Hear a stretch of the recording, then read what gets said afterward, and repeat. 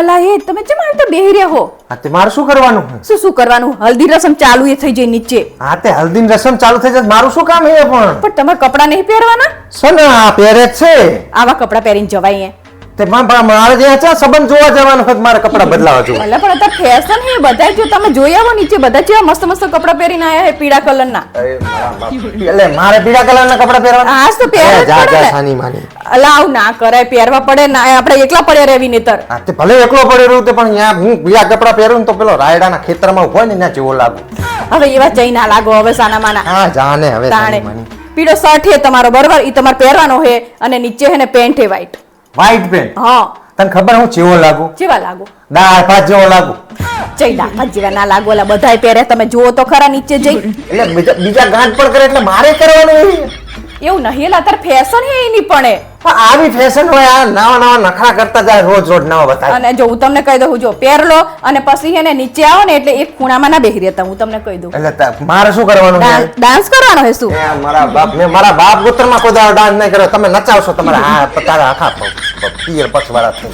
બધા હે ને નાચતા જો તમે જોજો, નાચતા નાચતા જેવા જાય બધા. પણ એ બધાને શોખ હે તો નાચે, મને નહીં શોખ પણ મને શું કરવા પર આવે તારે ઉભો કરવો છે. શોખ ના હોય ને તોય જવું પડે.